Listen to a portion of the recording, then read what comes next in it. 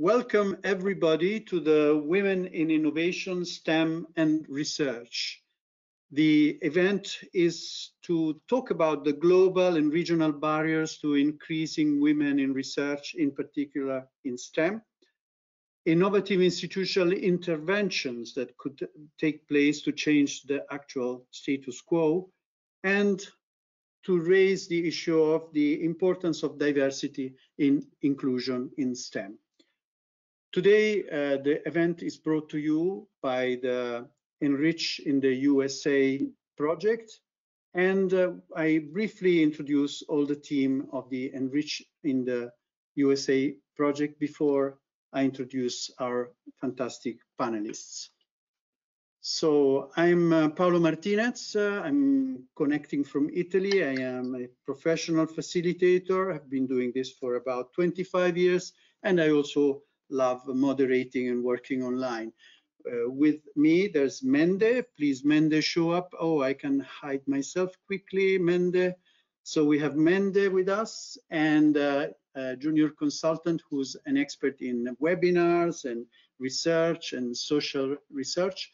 We have not with us at the moment Ilka, who is from the DLR organization. She's also an expert in education and advanced models of training.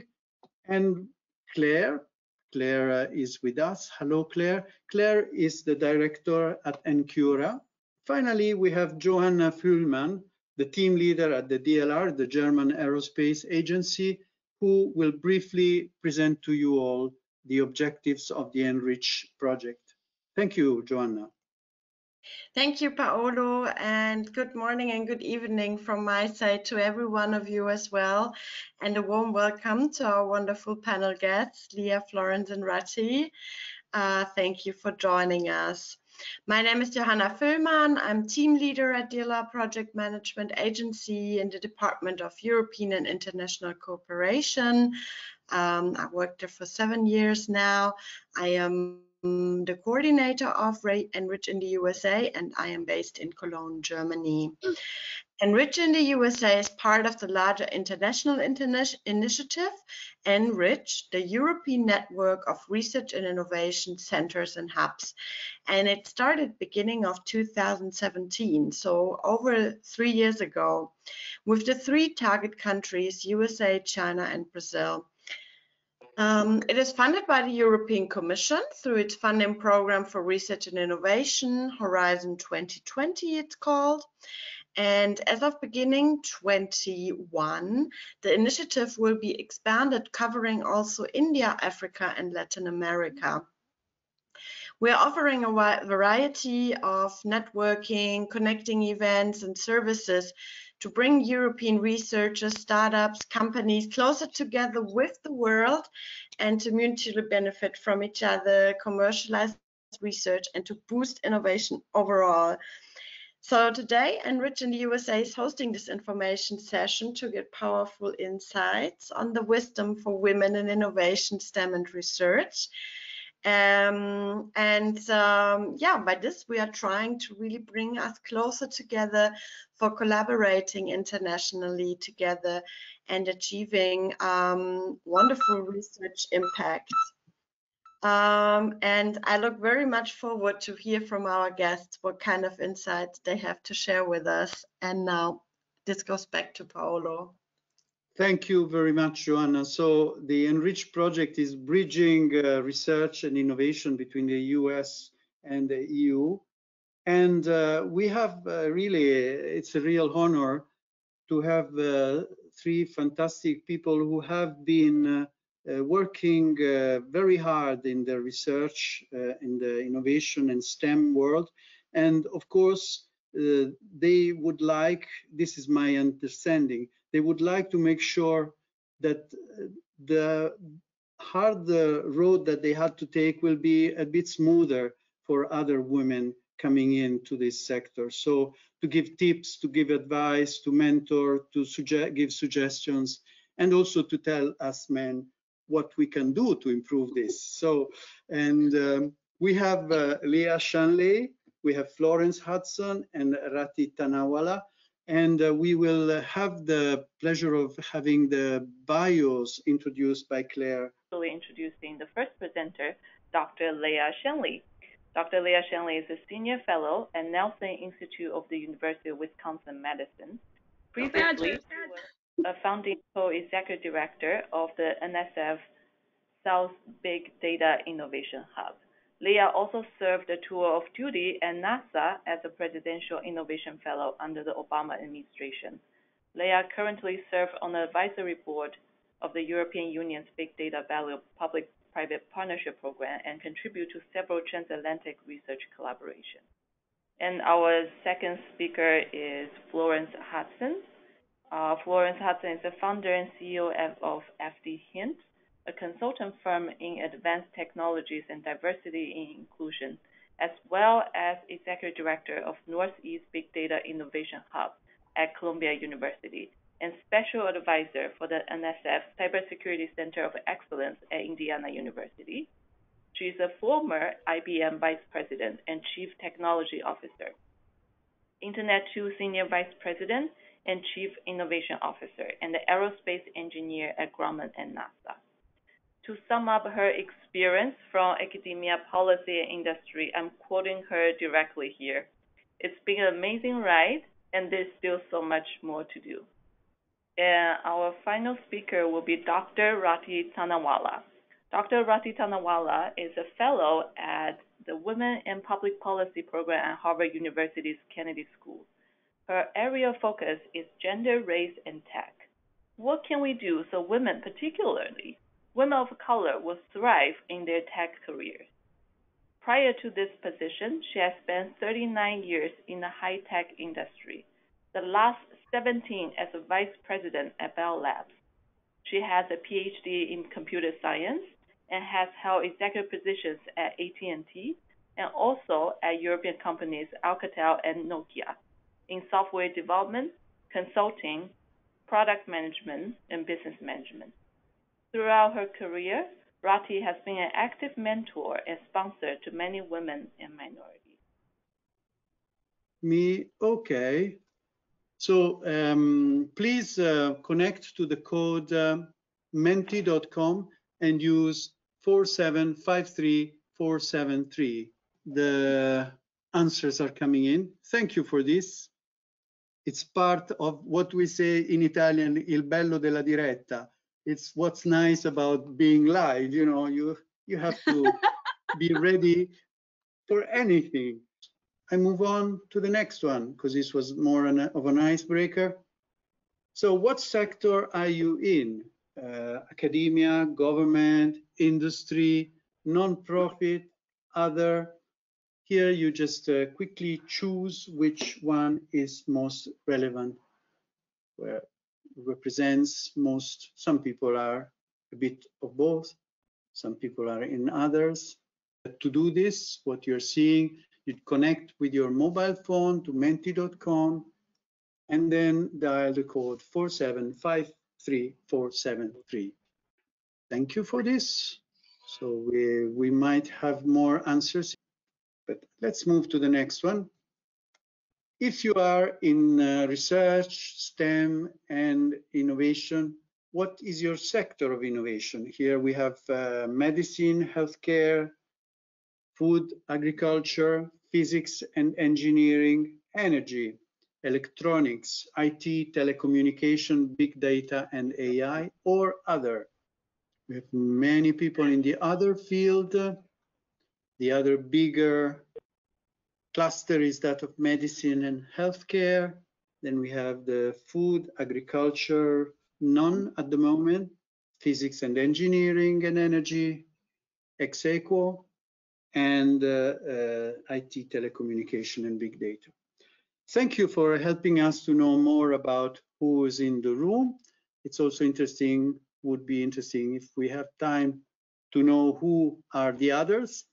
Let's, I just show you, this will be very important as I now will give the floor to our panelists to use there are no questions from the audience, but I invite you to use the same tool from the mobile phone to start thinking of questions that you would like to address to one of our speakers. The names of the speakers will appear on their screen, so you will have the possibility of asking questions to Leah Shanley, Florence Hudson, and Rati Tanawala.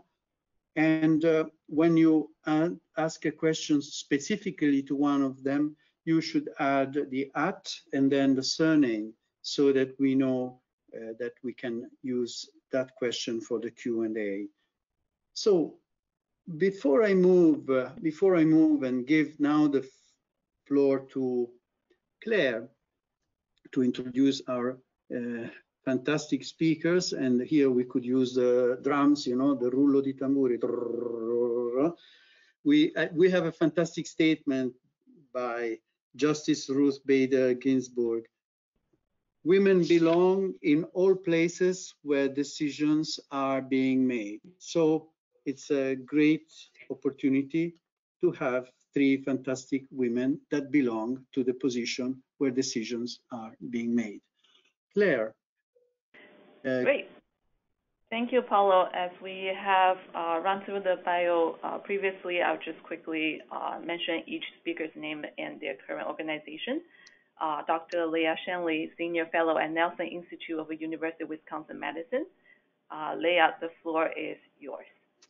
So none of us want to believe that we've achieved our success based on, even in a small way, on our gender or our ethnicity. We all want to feel that we deserve the success and recognition we've received. However, based on many sociological studies on gender and ethnicity in research and innovation, we must recognize that those of us who have succeeded have not done so entirely on our own merit. Statistically speaking, being male or being white has automatically given us an advantage over others. And it's not letting me cycle. There we go. Okay. Women have made gains over the recent decades, but we still make up only a small percentage of the research and innovation workforce. So for example, here in the US, only 13% of engineers are women, and only 26% are computer scientists. And the problem, though, is that these women aren't even staying in the fields. So while a lot of folks are focusing on the pipeline, there's really a leaky pipe. Only 30% of women who earn bachelor's degrees remain working in that field 20 years later. 30% of the women who've left engineering cite organizational climate as the reason. So that's 1 in 3 women. Women are leaving technology companies in the US at twice the rate of men, according to a survey conducted by the University of Wisconsin-Madison. It's similar for people of color. We have a culture problem, not a pipeline problem. So in academia, there's now a large body of sociological research that demonstrates time and time again that women, people of color, and LGBTQ people in science and innovation are often evaluated as less capable when performing equal or identical work. A study by Moss and Rowson, for example, demonstrated that faculty at research universities, including both men and women, so both male and female faculty, were more likely to hire a male student at at their lab and mentor him and evaluate him as more competent than a female student with the exact same resume skill set. So we're finding that there's systematic devaluation of women, LGBTQ people, and people of color in research and innovation that results in their receiving fewer promotions, lower salaries, less access to funding to support their research, and so forth.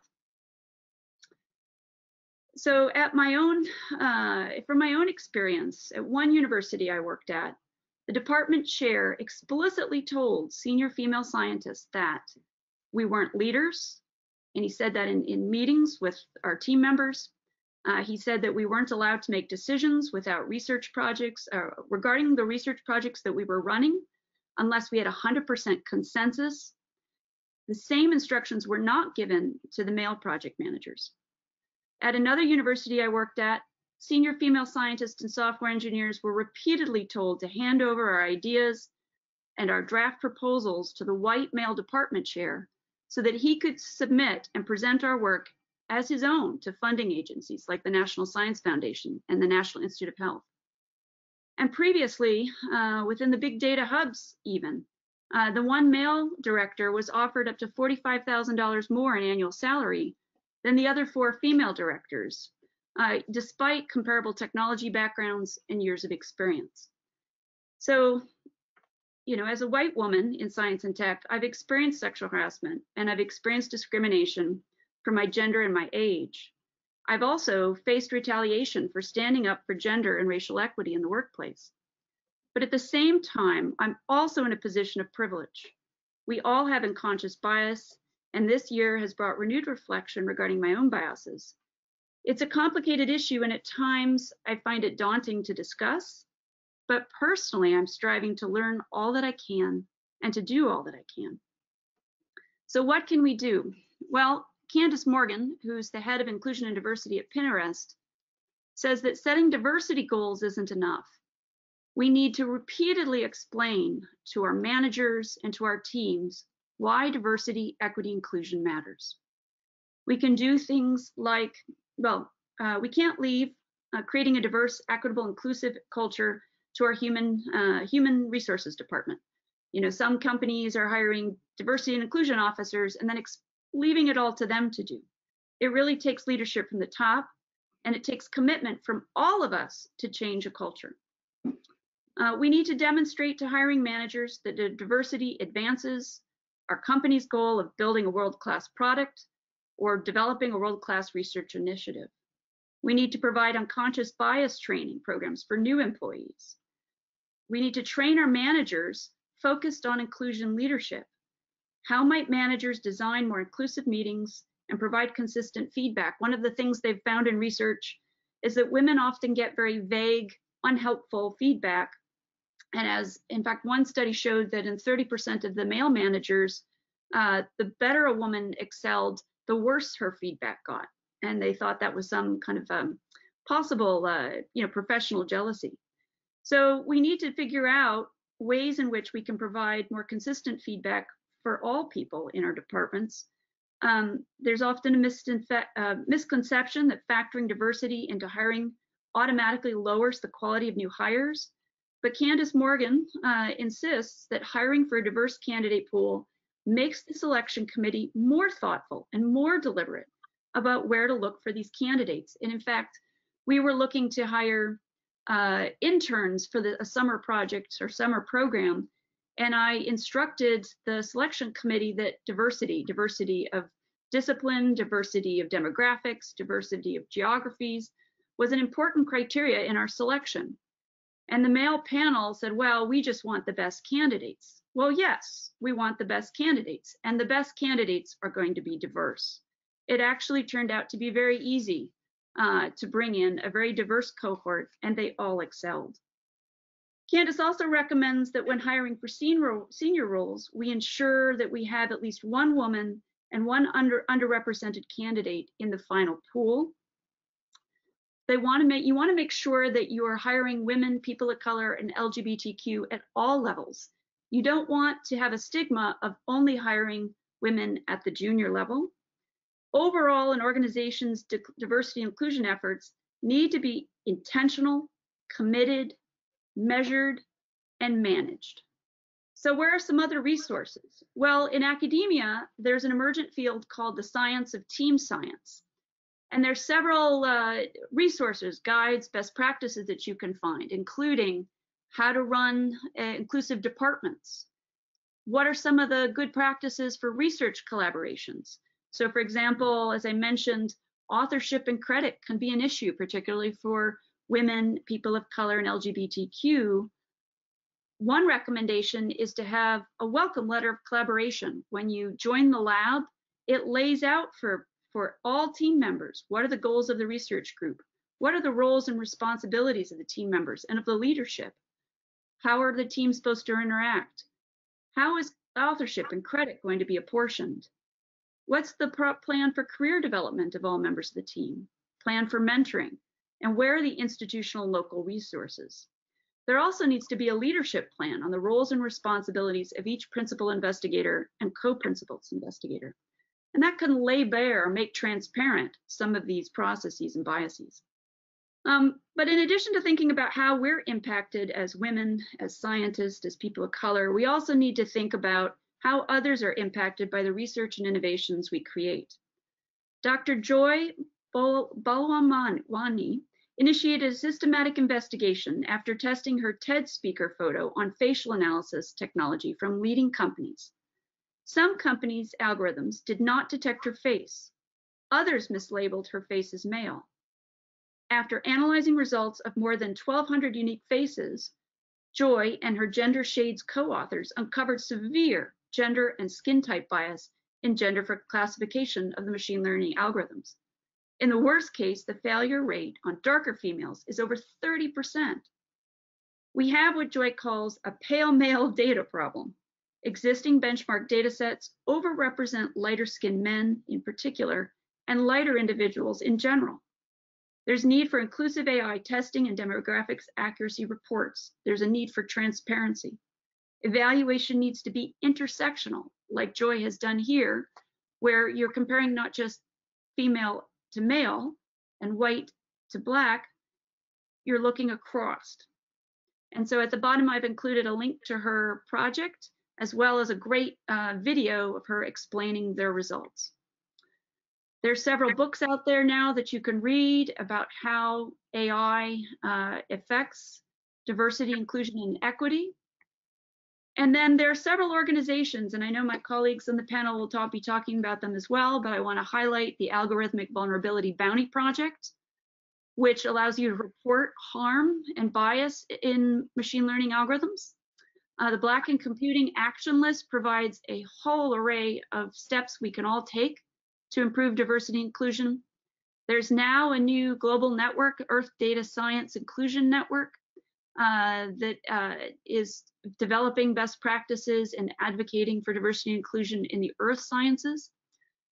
Women in Data Science out of Stanford University is hosting annual global conferences of all female data science panels. Women in AI is global. And then here in the US, the Academic Data Science Alliance has some focus on diversity and inclusion. So with that, I'll leave you with the quote that the team has shared. Great, thank you so much. Thank you very much. Really, really. It's inspiring. There's a lot of work to do, and people should understand that diversity is not a problem, it's an opportunity.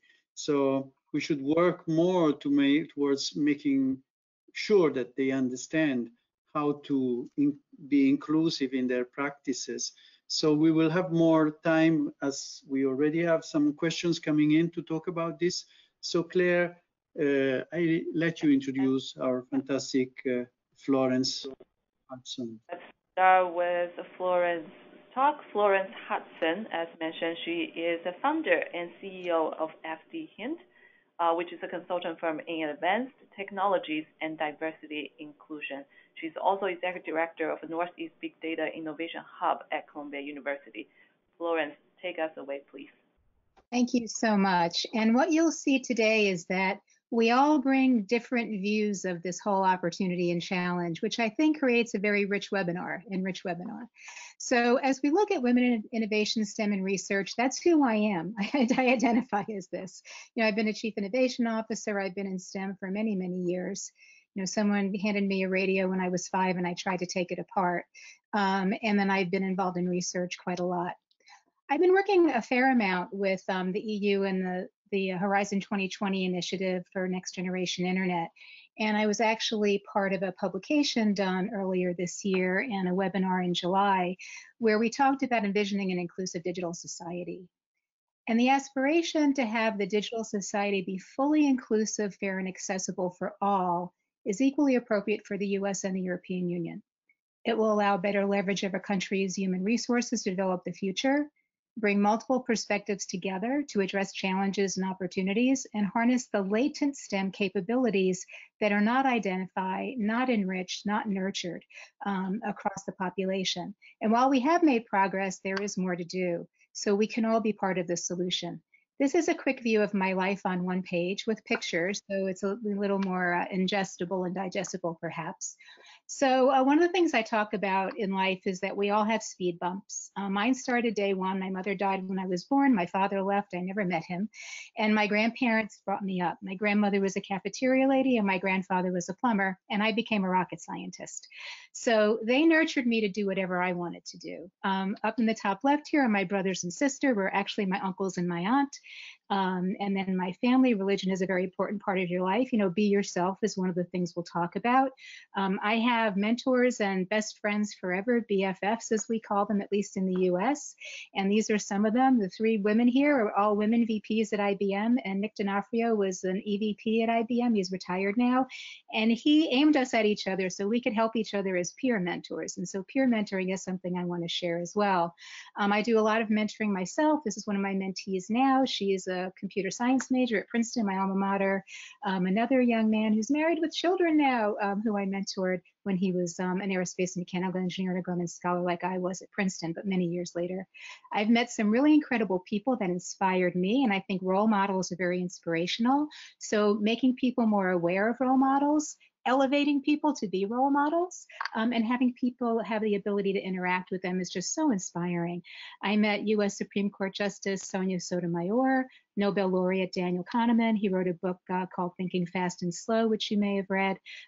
Sally Ride was the first female astronaut in the United States and the first one I met, which is appropriate. Met her in college, and then I introduced her to my daughter years later. Bonnie Dunbar is another astronaut, a mechanical and aerospace engineer. So these are my peeps, as we say. Alan Bean, another astronaut, when I won a Grumman scholarship, that's me. And then and then Mae Jemison, the first US African-American female astronaut. She's absolutely incredible. An astronaut, a PhD, a medical doctor. She's got it going on. And then actually one of my lifelong mentors was Yvonne Braille. She passed away a few years ago, complications from breast cancer, but I met her at Princeton. She helped me get my job at NASA Jet Propulsion Lab, working on future missions around Jupiter.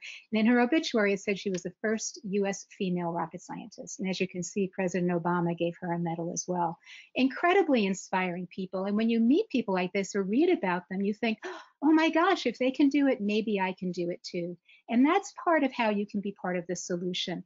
Help people see these opportunities. Help them put themselves in that idea.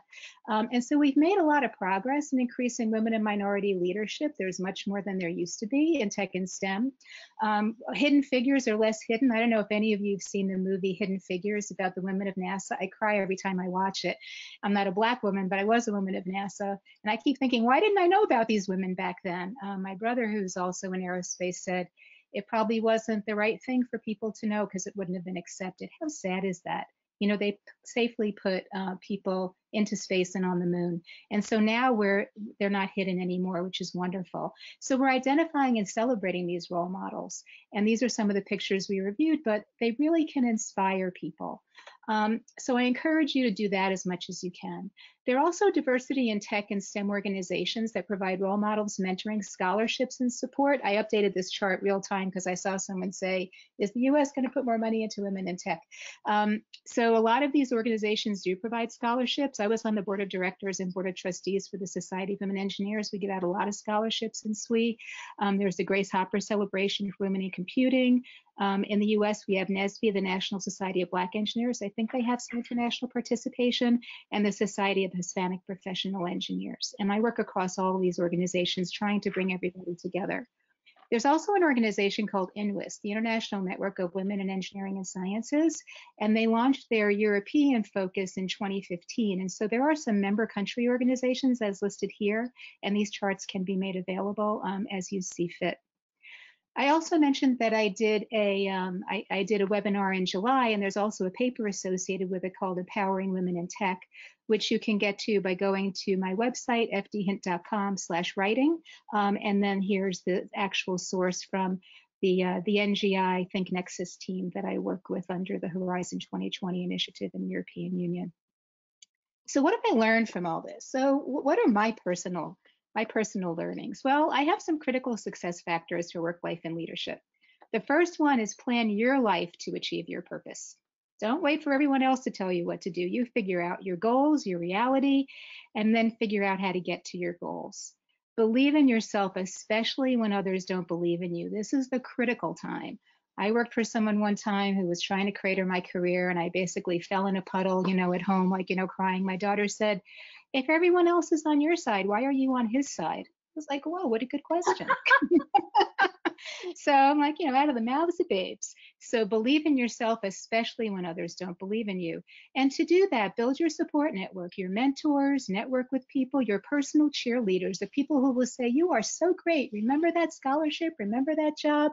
To pump you up. Follow your instinct, including living your values. There could be people you meet who try to make you do something you don't think is right, but you get to live with you the rest of your life, so think before you act.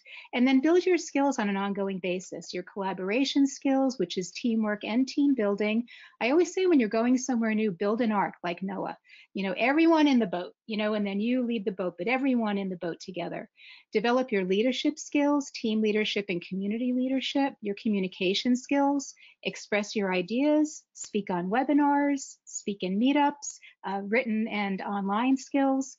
Continually build your technical skills in your field. Every day you can learn something new on the internet. You don't have to read encyclopedias anymore like some of us when we were kids. And business and financial skills for work and life. Even if you're very technical, and if someone has to pay for what you do, you're going to need to know the business and financial side. So the key learnings from my journey are that there are many speed bumps in life, and we all have them.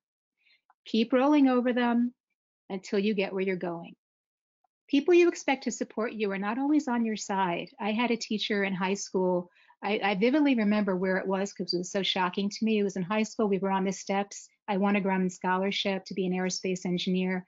And he told me he was disappointed that I won it and not one of the boys. And I just couldn't figure out why he said that. I didn't understand this whole culture. And then I figured it out. Bosses could do that, coworkers, family. Don't get blindsided. Don't be paranoid, but it can happen because you can be a threat, being intelligent, accomplished, and yourself. So find a role and place where you're respected and you can be yourself and do you, as my friends say, and follow your instincts. And remember to take care of yourself. You can keep running and running and running, but make sure to recharge and never give up on your dreams. Just keep going. So what can we all do? Well, I encourage all of us to encourage and support women and minorities to enter and stay in tech. Identify students and professionals with interest and or acumen in STEM and tech and mentor them, encourage them, support them. I meet some of the people that you saw that I mentor. One of the young ladies, I said, if you like, I'll mentor you for the rest of your life. She is a Black woman in engineering and computer science, and I know she's going to go through things that I went through, and she'll go through more than what I went through. So I'm engaging her with some of my women of color executive friends too. So be a longitudinal, lifetime mentor. Share your insights and experiences. It can really help them to let them. I usually say, the good news is you're not alone. The bad news is you're not alone. You're not the only one going through this. Leverage diversity in engineering organizations to support what you do and to support people where they're comfortable speaking to people like them. Establish and grow a culture of diversity and inclusion in your organization. Attract minorities and women and maintain participation. I always say someone has to be the adult supervision. Make sure it's you. If you see something that doesn't seem fair, fix it. But regarding fixing it, I want to share another Ruth Ginsburg quote. She said, fight for the things that you care about, but do it in a way that will lead others to join you. If you poke someone in the chest, they don't react very well. So I encourage you to think of how you can create an arc, everyone move forward together. And as part of that, teach how to recognize and mitigate microaggressions and non-inclusive behavior, which we can talk about more in the Q&A. There was one quick question that I saw that said, is the U.S. going to invest more in women in tech? This is a program from the U.S. National Science Foundation called Includes. And you can see it has a long acronym, inclusion across the nation of communities of learners and underrepresented discoverers in engineering and science, basically diversity and inclusion oriented. And the goal is to improve STEM education and support for women and minorities. There are a number of these awards out there. There's currently a solicitation for more. And so they do try to facilitate partnerships and efforts, and I've been involved in some of those. So that's all I have to share with you, and I'm looking forward to Rati and then the Q&A. Florence, thank you really for all these tips and also for all the do's and don'ts and about the idea of peer mentoring, the importance of peer mentoring, all the examples you brought on role models that have been important for you and for how that can be done. And now I pass the floor to Chair Claire, who will briefly introduce our next speaker, Rati Tanawala. Thank you, Paulo, and thank you, Florence, for that wonderful talk. And next, we have our final speaker, Dr. Rati Tanawala, who is currently a fellow at the Women in Public Policy program at Harvard University's Kennedy School. And prior to that, she was the vice president at Bell Labs. And Rati, go ahead. The floor is yours. Well, thank you, Claire, and thank you to all of you who are joining us at this ENRICH and giving us the opportunity to speak to you today. So let me just say 2 minutes on my individual journey, and then 3 minutes on what I feel each of us needs to do. And then I'm going to challenge you guys. So please take me like a bold American, ready to challenge you personally on how biased you all are who are on this call today. So get ready for that. So first of all, it's not those other people that are biased. It's you and it's me who's biased. So I want to get to that in my talk. So my individual journey is I grew up in India, 40 people in a joint family household. I used to wear saris and a bindi. I came to America to do a PhD in computer science, and I had never seen a computer in my life. I was at Yale in the first batch of computer science PhD students, and I managed to succeed. So my individual story is one of success. I give myself an A, but I give myself a C on what I have done to improve diversity and inclusion in America. So my A is because not only did I succeed in the PhD, but then I went to Bell Labs, and then I rose very fast at Bell Labs, and I was a vice president, and very few women. I was the first woman to have a PhD in computer science of color, and then in Bell Labs, I was one of 3 that got to the vice president level. So that is all great. And I had 2 daughters along the way. One is a neuroscientist, one is a lawyer. So everything, ambition, everything was great. A plus. But I give myself a C on the impact that I had on the companies that I worked with. And I'm telling you that even though in my organization, I founded an organization called Bell Labs Consulting, the engagement, employee engagement scores, the promotions of women, all of that was at the top level in the whole company. It was Alcatel, it was Nokia, it was AT&T when we started. But I could not have any impact outside of my organization. I could not have an impact on all of the labs after being a vice president for 17 years. So this is where I feel the gap is, that even when we rise, we can't have that big impact beyond just being a role model. I mentored people, 30 people I sponsored, they got successful, but that is a small success compared to the impact we could have. And that is why I give myself a C. And I'm correcting that now. I retired early, I came to Harvard, and now I am working like crazy to make that C into an A and improve the impact on diversity and inclusion. So gender bias exists in tech in a big way. And I will tell you, I don't know if you, and managers in tech, anybody who's on this call who is in a position of influence, woman or man, will recognize this. We are in denial that we ourselves individually are practicing daily bias. In fact, all the people I've met tell me that I'm not biased, other people are, the system is biased, the processes are biased, but I'm not biased, and that is not true. So you may have seen that there was these, you may be aware of some of the studies that were done. One was a study where they took a Harvard Business School case, and it was a woman called Heidi. And they just took the same case, and they changed the name Heidi to Howard and gave that to half of the people in the class. Heidi and Howard, same case. Both the sections of the Harvard class and other classes said both were equally competent. Both was this person was an entrepreneur in tech. They were equally competent and so on. But the woman Heidi, I don't want to work for her. I don't want to have her as a teammate. She's too aggressive. And the man, he was really confident and he was competent. So you cannot be likable and competent at the same time. You can't be extremely competent and extremely likable if you're a woman, but you can be that if you're a man. So these are things that we ourselves are experiencing. I'll tell you another one, which is even more recent from this year. A study that was recently done on how venture capitalists are giving money to projects and to tech people. And what you see, you probably are aware that 2% of all venture funding only goes to women. In the US, 38% of all businesses are owned by women. And I'm sure the same statistic is true in Europe as well. So the question is, why is that? Why is that?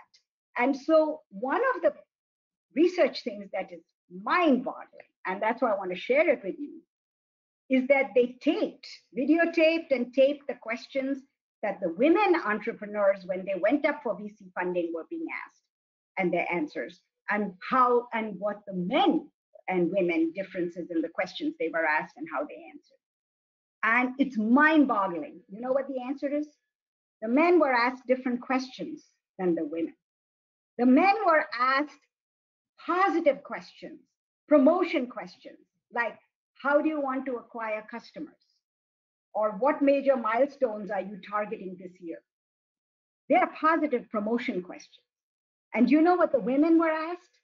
The women were asked questions like, instead of saying, how do you want to acquire customers? They were asked, how many daily and monthly active users do you have? Which is a retention question. It's not a promotion question. Similarly, the men were asked, as I said, what major milestones are you targeting this year? Good VC question. That's a positive growth question. You know what the women were asked? How predictable are your future cash flows? That is a stability question. So what are you seeing is that for the men, they are being asked about hopes and aspirations and achievements and ideas. And for the women, they're asking about safety and about vigilance and about responsibility and about security.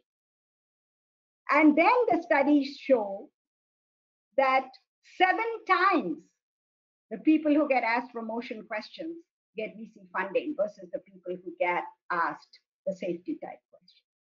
So even the questions are wrong. So, okay, so there's a gender bias, but then there are solutions. See, I'm into solutions, not about analysis of the problem as much. So the solution is they train the women, and we did it for my leadership academy class for 25-year-olds. We said, no matter what question you are asked, if you're asked that sort of a stability question, answer it as though it was a promotion question. So that you might be asked, where are you going with this? How can you be sure you're going to succeed? But you assume the question was different, and you answer in a promotion answer. So we've trained these women, and now that's much better. So what I'm trying to say is women have to carry this burden of getting extra savvy. And this comes when you can focus and you can do leadership development on yourself and you can read about all this. So it requires a lot more mental energy than it does to be a man in a man's world in tech. So you have to get very, very savvy about all of this.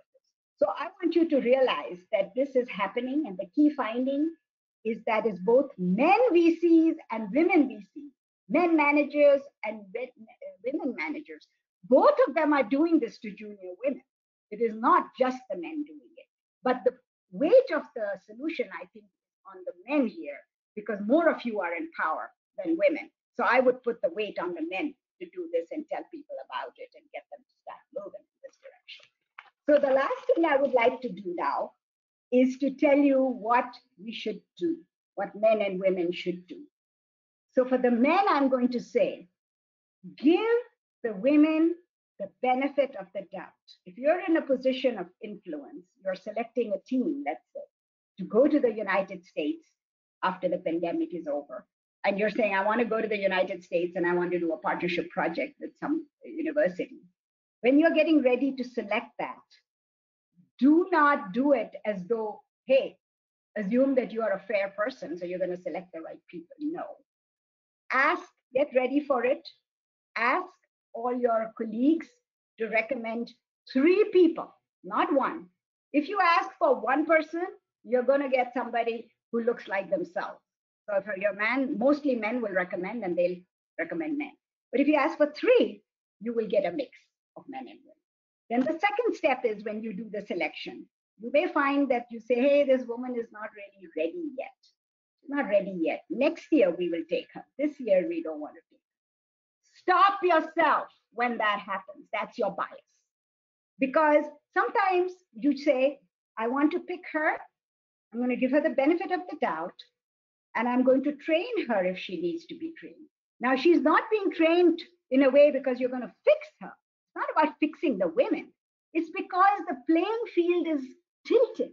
The playing field is like this for the woman. So she needs the extra prep in order to move on it faster. It's not about fixing her. It's because we all have made the playing field so non-level that we need to give her the extra support so she's ready when she gets to that place. So do it that way, but start with the assumption that you personally, man or woman manager on this call who's doing the selection, actually are biased. If you start that way, you might end up with the right solution. For the women, the last 30 seconds, I'm going to talk about to the women on what you need to do. So from a women perspective, junior women perspective, prepare, prepare, prepare, extra. There's not a single woman I have interviewed who succeeded who didn't prepare 2 times as much as the men in the organization. And you are part of a subsystem that was not created for you. So look at it as a giant puzzle. Don't get frustrated. When you're doing a jigsaw puzzle and you can't get it, you don't get frustrated. You just get challenged. Look at it as a challenge and never as a frustration. And if you do that and you need extra prep, now think of big ways to solve this problem. In my case, the big thing was I got my mom from India, who was a math professor, to retire and come and stay with me for 30 years. She arrived the day my daughter was born, and she stayed for 30 years. And that was my age. I worked 3 hours a day more on personal leadership development, prep, and reflection than other people could because I had an extra person at home. Yes, it was lack of privacy and so on. However, it helped me. And it was a bold solution. And other people have other bold solutions that they can do. Second thing is lead with your strengths. Please don't, if you come to the US, say that, oh, because I'm a collaborative team builder and the US is more individualistic, I got to bring the individualistic strength. That is fine. But lead with your strengths and know what your strengths are. So my biggest strength was negotiating skills. And normally these things come from your early career, early life. It was because when you live with 40 people in one house, if you want to have to have an uncle come and take you, all your cousins, to see a movie, it's a negotiation. And you learn negotiating. So when you come to the workplace with all these adults trying to make a decision, you know exactly how to get a yes, because that person looks like my uncle and I know how to get a yes out of him. So I had negotiating skills as my advantage. You need to know what your unique superpower is and hone that and hone that and hone that, make it better so that you can ace that thing to the finish. So that's what I would say. And the last thing I will leave you with is that move to places where the managers are going to support you, where they're going to give you the benefit of the doubt. Remember that phrase, benefit of the doubt. All things being equal, they're going to go for you versus someone else. Leave the organization that doesn't give you that. And don't say it's going to fix itself, because it never will. And the last point is, do not compete in a large group. I formed Bell Labs Consulting 17 years ago. Inside of a big company, I created an environment that was founded by me, and it was key to my strengths, and I had to succeed. And I was not competing with 50 other managers who were doing software development. If I was, I would have. So these are some of my tips for the women. And too bad you have to do the heavy lifting, but you have to. And when you get to positions of influence, and as you get there, remember you're also now in a position of influence and a manager, and you are biased. So help the junior women and the others and young people to help them succeed. Thank you. Thank you, Rati. This was moving, inspiring, and extremely powerful. I mean, it's like a strong manifesto of what one should do. And I know that the whole session will be recorded, is being recorded, so we can then disseminate and spread the word to others. Yeah, we were all on mute, but we were all hooping and hollering in support of every word you guys were saying. Yeah, all of you were great. Fantastic. I'm now going to pass, just before we do the Q&A, we asked the panelists to come with a call to action, a short, snappy slogan. And the question was, what is one concrete step that women can take to advance their careers in innovation, STEM, and research? We already have several questions, and I remind people that there is still time to add more questions on the Menti, and also with the thumbs to select the questions that they prefer to go up or down to be. We will go through most of them, but it's just to give priority. So you have the possibility from your app to change that. So let's hear Leah's call to action. Well, one of the things that I found especially helpful was not only getting mentors, but people who would advocate strongly on my behalf. So a mentor will help guide you through challenges you might face in a career, but an advocate will advocate for your promotion. They'll advocate for you to serve as a principal investigator. They'll advocate for you to keynote an event. So cultivate relationships with senior level people, both men and women, who will be your supporter, be your advocate for important decisions that affect your career. Thank you very much. So that's easy. One would think, first of all, that the mentor is the most important figure, while you also need someone who is opening or supporting or pushing, not just advising. Thank you very much for that. And Florence, what's your key point, your call to action for all the other STEM women's researchers in innovation, STEM, and research? So as I had in my charts, just keep going. And on that note, I'm leaving in 2 minutes. I have another appointment. I'm on another conference in 3 minutes, and I have to connect to some other platform. But just keep going and believe in yourself. Always believe in yourself. The more it's questioned, the more you have to do it. And then follow your dreams and enjoy the ride. Try to have fun while you're doing it. You know, the more fun you have, the more people will want to follow you. Is what I usually find, because then they can have fun too. And this has been a lot of fun. And I really respect my colleagues. Leah, thank you for inviting me to participate in this. And Rati, it's been great meeting you. We just met through this whole thing. So we look forward to working together on other stuff in the future, as Leah and I do. And so I'm going to bop off in a minute. I'm sorry, but people can always connect with me on LinkedIn. Thank you very much, Florence. Yes. And Rati, what is your call to action to the other women that can take advance in their careers? So my thing is that your professional identity is extremely important, but it doesn't depend on yourself. Only half of it depends on yourself. The other half depends on other people admitting you to the club of whatever the club is. And so I say you should learn, the women should learn to guide others to recognize your value. I hear too many women say, I have all this value, but nobody recognizes me.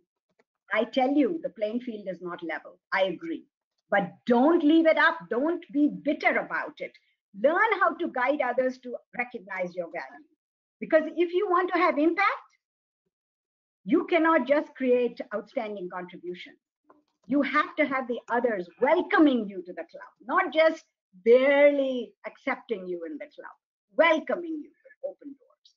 So in order to get that, I'm sorry, but for this generation, the women, you've got to do the hard work of guiding others and learn how to guide others to see the value.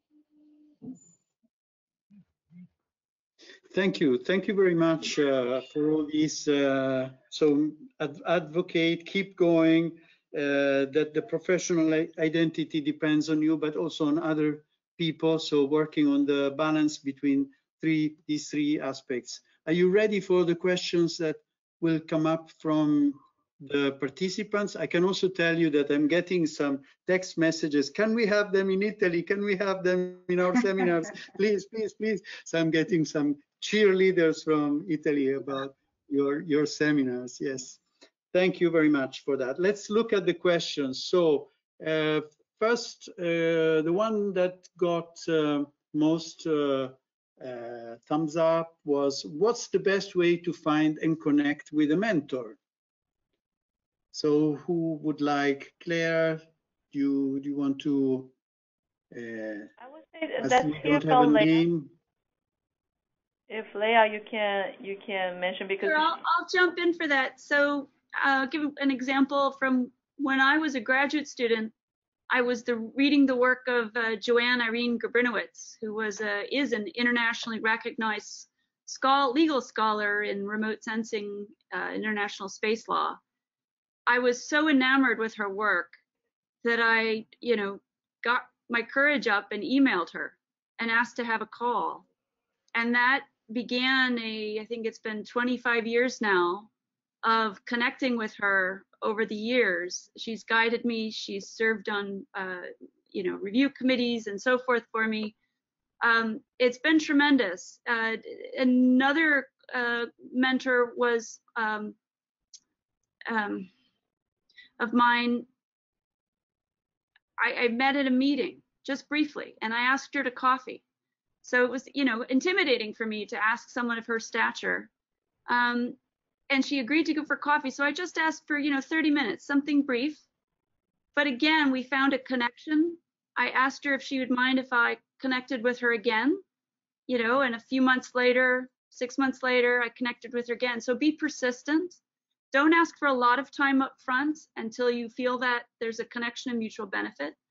But cultivate those relationships and have a diversity of those mentors and advocates. Don't just depend on one, because they'll all bring new opportunities to you and new guidance.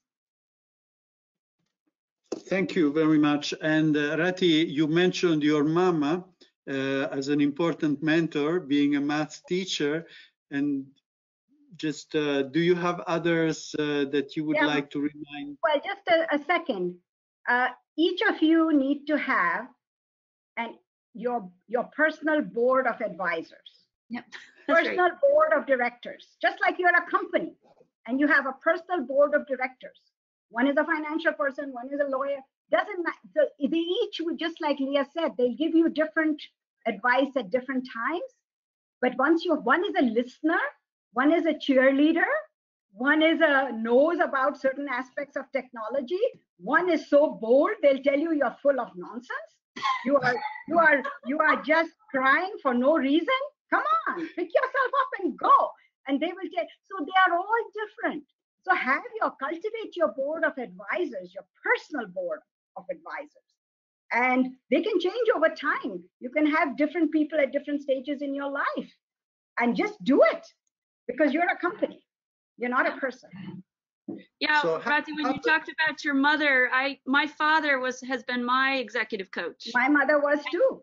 So yeah, he's, as you say, he's the bullshit beater. Excuse the language. He tells me, oh, but one of your comments you said earlier really resonated with me. My father would always tell me, it's a chess game. Don't cry about it. Don't get upset. Strategize. Right. That's it. Most people I advise have no strategy. I'm sorry to say that. They have no strategy. They just have a problem. Yeah. Looking for So this is a big tip for all of us, to have the PBD, the personal board of directors. We should have this, who's your PBD? Who's in your PBD? We should all introduce ourselves with the PBD. Very good. So let's look at the next question that was at the top. Will the US government provide more funding to support women in tech? Do you have some ideas about this? Well, All there's, right. Go ahead, Leah, go ahead. well, I do know, and not specifically women in tech, but right now, one of the members of Congress has requested that the national academies look at bias in academia, particularly around people of color. Often with academy studies comes new funding programs that are set up in response to the recommendation of those consensus reports. So I would hope there's some opportunities there. Rati? Well, I was going to say that in addition to US government, there's a lot to support women in tech. So there is a big grant of $40 million that just closed yesterday. And that is by Mrs. Bezos, the Amazon guy's wife, who got a divorce and got a big settlement that she gave to this cause. And the other is Miss Melinda Gates. The two of them combined their money into a $40 million fund, and they're going to give 3 $10 million things and divide 10 million amongst the other finalists. And what is it for? Women, because equality cannot wait. It cannot be 200 years before we get equality. So that's the name of the challenge. MacArthur Foundation is running it, so it's very professional. And it is for women only. And then the 4 areas where they think the biggest impact is tech. So it's for us. It's tech, it's public service, where more women should run for public office, and there are 2 other areas. But tech is up there as the #1 thing, that this should address. So I think there's a lot of role modeling by these people where money is going to flow into creating programs independent of the US government. And Rati, can I just ask you a question on that? Do you know if a call or proposal like this is open for anyone in the world or only for US citizens? Well, that I don't know, but it closed yesterday. Yeah. So some of us have submitted some things into it. So, thank you very much. You can see we have the next question. It's a very interesting question. How do you best deal with failures and drawbacks?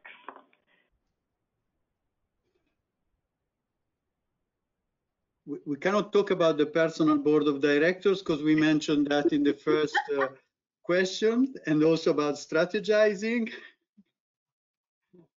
Well, I'll get started, Leah. You probably have more to say. My problem is I don't see my failures, and I don't see any time when I struggle. People tell me, weren't you discriminated against all these years? Did you have no cases where you were discriminated? I said, no, not one, because I don't notice them. I don't even accept it as a failure. This is my problem. But I'm just telling you, I always look at it as a challenge. It's like I can't find the jigsaw puzzle piece. That's not a failure. Even if my brother hid it under the table, it's still not a failure. It's because I didn't look under the table. So I always took responsibility, but I never have processed the issues that I had with my management or whatever as discriminatory or things that I shouldn't have been so hard. So I'm really sorry, but I don't, because once I acknowledge a failure, it's harder for me. I'm not so resilient. So it's harder for me to get out of the hole if I acknowledge I'm in a hole. So I just acknowledge. I say, I didn't want that next stitch. Somebody told me at Harvard, why weren't you the president of the labs? Why were you a vice president? Don't you view that as a failure? And I say, no, because I didn't want to be the president of the labs. I didn't want to be. If I wanted to be, I would have viewed it as a failure. So I don't know if I rationalize or what I do, but I don't view these things as failures. I view them as, do I really want it? And then I say, am I a good fit for it? Would I enjoy it if I had it? No. So then I don't want it. Then it's not a failure. But I also believe other people look at it and say, you should have been the president of that labs. That is a failure. That was discriminatory.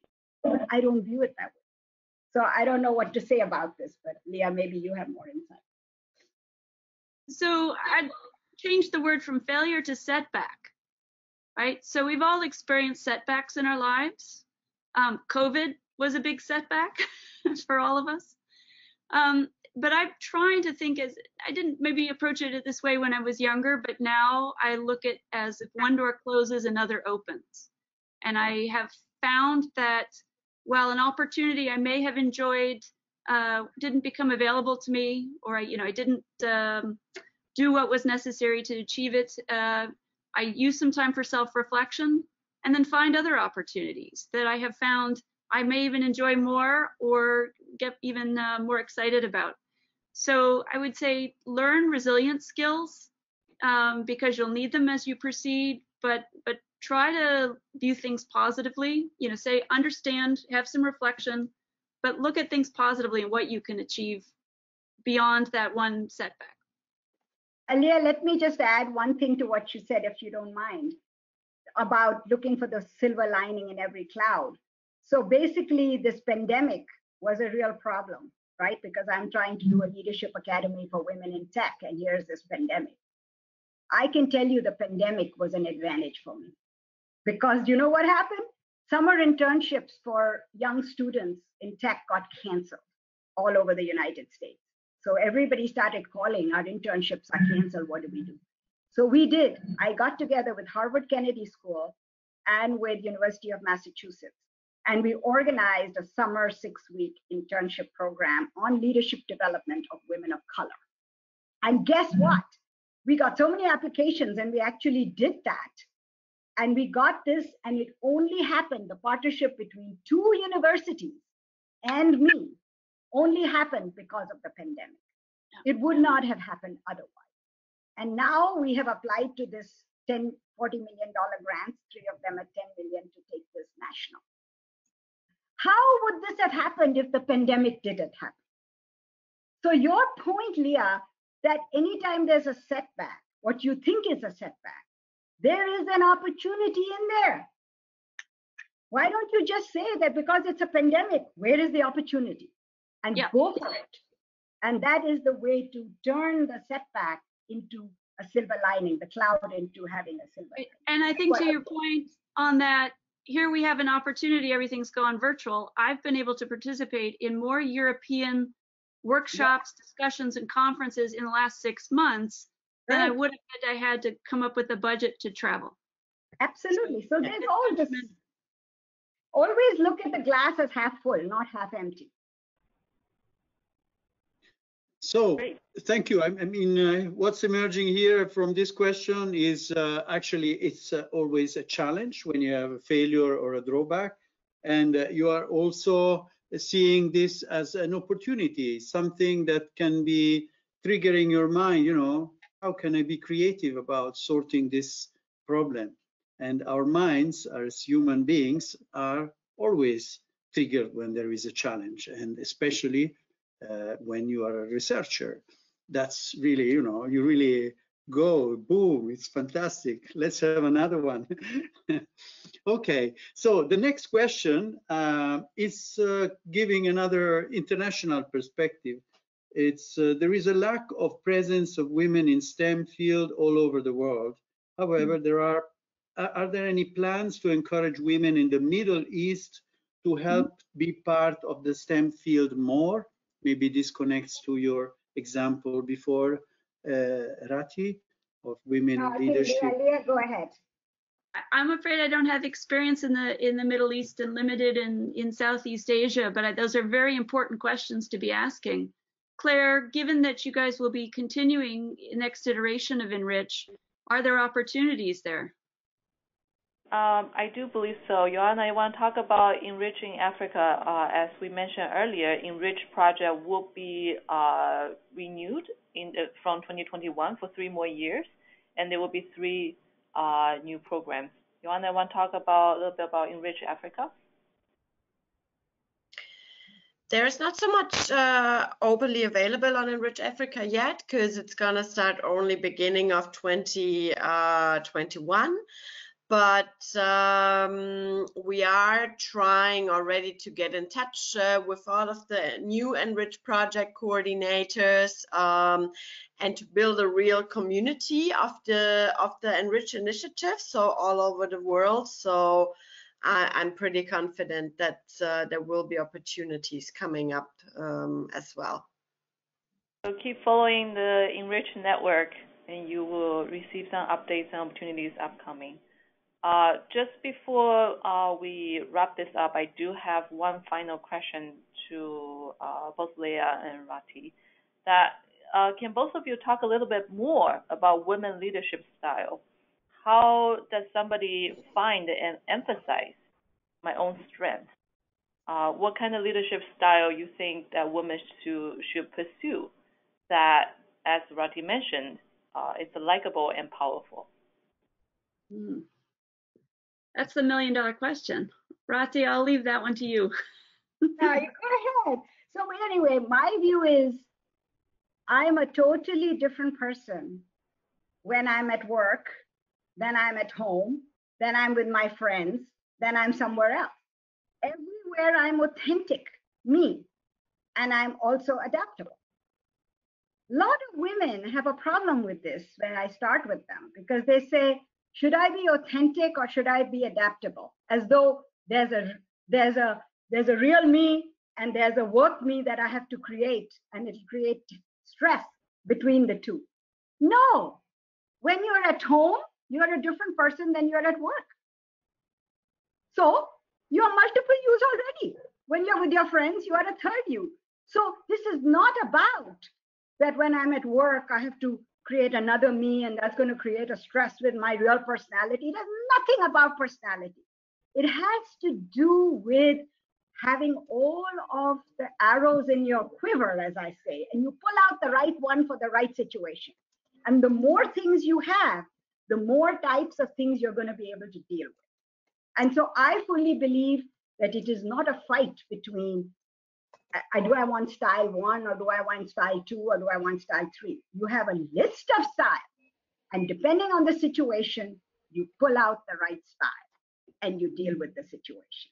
And that is the answer to the question, because it is oversimplistic to say that I should not have to be a different kind of person to succeed in a man's world. I shouldn't have to be bold. I shouldn't have to be this. No, when I go give a talk in Indonesia, I put my hands together, I put my head down, everybody's wearing scarves, senior women. I talk like a different person, which endears me to the men in that room. And when I'm in Europe and in the Netherlands, I talk like a bold American. And they'll take nonsense from me that they won't take from their own people, because she's a bold American. So have a list of things, have a set of styles, understand them, and then pull the right one out. But it is an integrated you. It is an integrated you. It's not a choice, and you're not having to deal with this fight all the time. So I don't know if that answers your question, but it's my Thank you, Claire. Thank you, Leah and Rati. We now have a question where all the participants can answer, and there would be more things to talk, and everyone is kind of I mean, at least I'm taking notes, and I'm trying to find the answer to the question of what can men do in all this, and so it's a research process for me to. I'm sure this is something that it's the beginning of a whole process, is not a closing chapter. So the next question is about asking everyone to where they position themselves on today's session. They can say, I agree or disagree on these 3 statements. And the statements are, I am inspired by this session.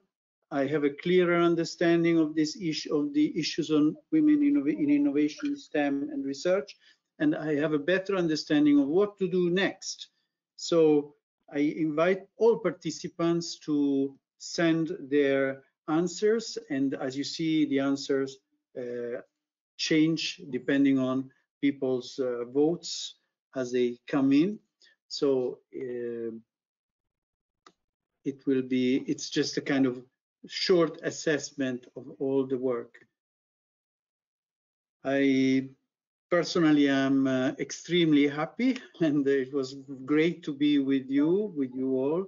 And I'm grateful to Joanna and Claire for organizing this information session within the ENRICH project, and to have supported you all in the moderation and organization behind the scenes. So let's see if everyone, I invite everyone to keep sending their votes, because at the moment their choice from the Menti, use the Menti code from your mobile phone and the code 4753473, and this allows you to submit your answers directly. So I want to say thank you again to Rati and Leah and Florence for such an inspiring, powerful movement. You really started a movement among our participants here, among our ENRICH project partners, supporters, etc. I believe this is only the beginning of conversation and many, many more partnerships that we can do together to better support and also lead the next generation of tech leaders. indeed, and you will all receive an email after the seminar with all the contact information to the ENRICH project. And so this, you know, stay tuned, because we want you all to be involved as participants also in this process, because it's a long way to Tipperary. We have used a lot of proverbs, but I hope the way is not too long to Tipperary. We want to make it shorter. Excellent. Exactly. Yeah. Thank you so much, Paolo. And just to close the sessions, really thank you to our inspiring guests. Ladies, it has been so wonderful to have you. And as Claire already said, I think this will just be the beginning to keep discussing this topic and to keep building a lot more movements about tech, innovation, STEM, women, diversity, and if we create this all together with a lot of fun, and Leah said this at some point, have fun with it and enjoy the ride, it's so much more powerful to move forward. And we are sure this is just the beginning of a great collaboration. And for any of the participants and the viewers, if you're looking to connect to us and to collaborate with us, just get in touch with ENRICH in the USA, because we are here to help. We are here to advance these dialogues and to also help with mentors, meet other people, get a network on this, and build a greater world, so to say. Great. With that, thank you, everyone. Have a wonderful day. Thank you.